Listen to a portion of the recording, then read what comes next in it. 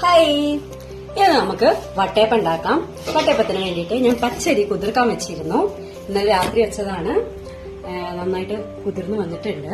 ഇനി ഇത് നമുക്ക് എന്ത് ചെയ്യാം, അരിപ്പയിൽ വെച്ചിട്ട് ഇതിന്റെ വെള്ളം കളയാം. ഇനി വട്ടയപ്പത്തിലേക്ക് തേങ്ങയും വേണം, തേങ്ങാ വെള്ളവും വേണം. അതിന് തേങ്ങ പൊളിച്ച് വരാം. ഒരു വീട്ടിൽ 2 കഷ്ണം തന്നെ, ഒരു വീട്ടിൽ 2 കഷ്ണം മതി.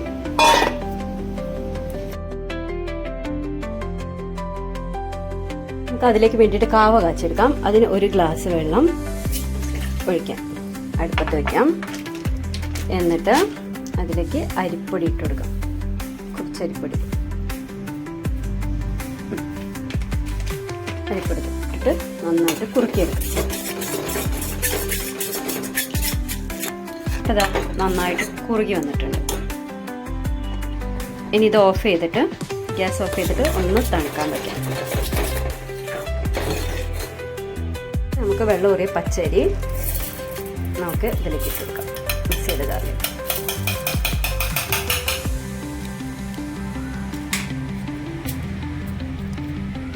തേങ്ങയിൽ നമുക്ക് 1/4 കപ്പ് തേങ്ങ ചെരുകിയത് ഇട്ട് കൊടുക്കാം. കരണ്ടി പഞ്ചസാര, കുറച്ച് ഉപ്പ്, കുറച്ച് തേങ്ങാവെള്ളമാണ്. തേങ്ങാവെള്ളത്തിലേക്ക് നമുക്ക് കുറച്ച് ഈസ്റ്റ് ഇടാം.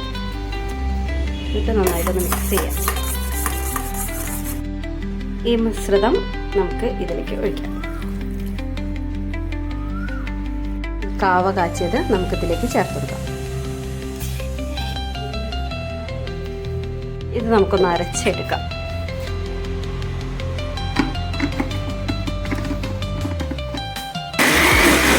നന്നായിട്ട് അരച്ചെടുത്തിട്ടുണ്ട്. ഇനി നമുക്കൊരു പാത്രത്തിലേക്ക് ആക്കിയെടുക്കാം. 6 മണിക്കൂർ നമുക്ക് മാറ്റി വെക്കാം, ഒന്ന് പൊങ്ങി കിട്ടാൻ.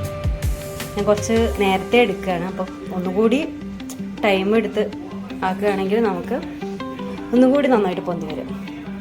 അപ്പോൾ ഞാൻ ഇഡ്ഡലി ചെമ്പ് ചൂടാക്കാൻ വെച്ചിട്ടുണ്ട്. ഇനി നമുക്ക് ഒരു പാത്രത്തിലേക്ക്, ഇതിൽ ഇറക്കി വെക്കുന്ന പാത്രമാണ്, ഇതിലേക്ക് നമുക്ക് നെയ്യ് ചേർക്കാം. നെയ്യൊന്നും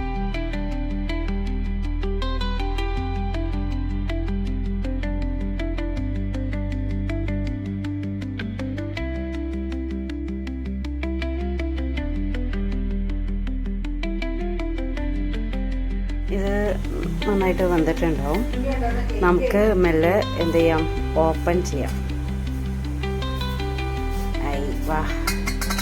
നമുക്ക് ജസ്റ്റ് ഒന്ന് കുത്തി വെക്കുമ്പോൾ ഒട്ടിപ്പിടിക്കുന്നുണ്ടെങ്കിൽ ഇത് വന്നിട്ടില്ല, ഇത് ഒട്ടിപ്പിടിച്ചിട്ടില്ല. അപ്പോൾ വന്നിട്ടുണ്ട്.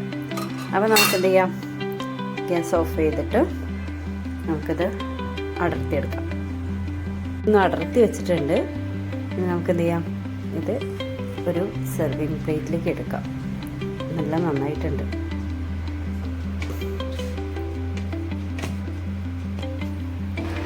കട്ട് ചെയ്ത് വെച്ചു. നന്നായിട്ട് പൊന്തി വന്നുണ്ട്.